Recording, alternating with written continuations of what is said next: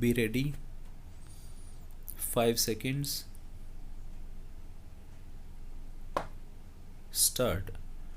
भारत की अर्थव्यवस्था विश्व की तीसरी सबसे बड़ी अर्थव्यवस्था है। विराम। अर्थव्यवस्था का जहाँ तक सवाल है उसमें हर एक छोटे बड़े व्यवसायी, कर्मचारी, किसान सबका योगदान है। अब कोरोना वायरस के चलते लोग घरों में कैद हैं और खरीदी में भी कमी आई है। ढेर सारे बिजनेस भी घाटे में जा रहे हैं। तो क्या हमारा देश मंदी की तरफ बढ़ रहा है? अगर हाँ, तो इसके क्या प्रभाव होंगे सामान्य जनमानस पर और क्या इसे टाला जा सकता है?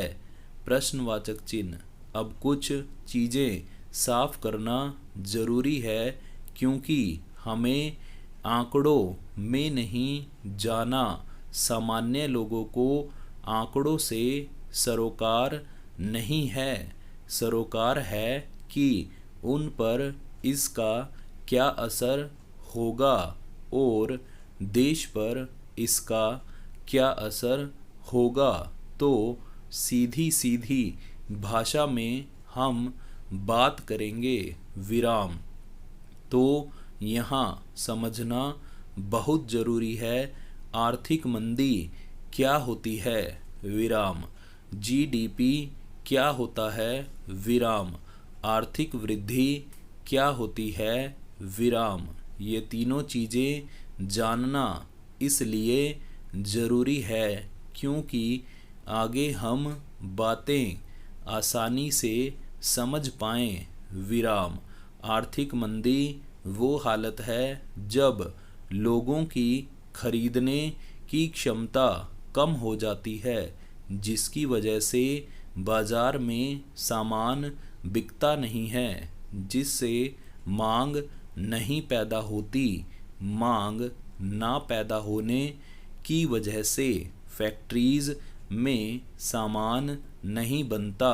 जब सामान ही नहीं बनता तो जो वहाँ के कर्मचारी होते हैं उन्हें भी काम नहीं मिलता, जिससे उनकी भी खरीदने की क्षमता कम हो जाती है और ये अर्थव्यवस्था का ये मांग और आपूर्ति का पहिया रुकने लगता है।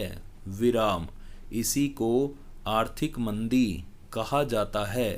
विराम। इसका अर्थ है एक देश में एक निश्चित समय के अंदर बनाई गई वस्तुओं और सेवाओं का कुल मूल्य या कीमत। विराम। भारत में जीडीपी की गणना प्रत्येक तिमाही में की जाती है। विराम।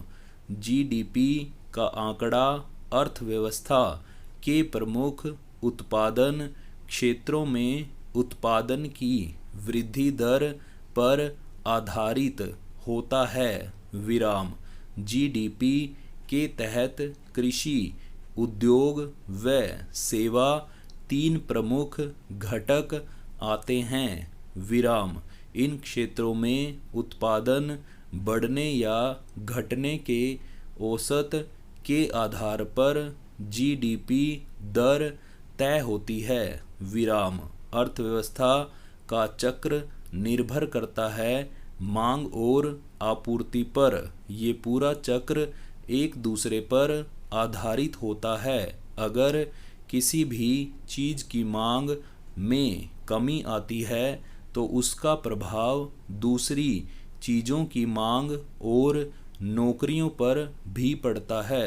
किसी भी वस्तु की मांग कम होने से सबसे पहले उस क्षेत्र में काम करने वाले लोगों की आय पर पड़ता है, जिससे उनकी खरीदने की क्षमता कम हो जाती है और इस तरह वस्तुओं की मांग कम हो जाती है और फिर से लोगों की नौकरी जाती है और फिर यही चक्र चलता रहता है और परिणाम के तौर पर आर्थिक मंदी आ जाती है। पूर्ण विराम।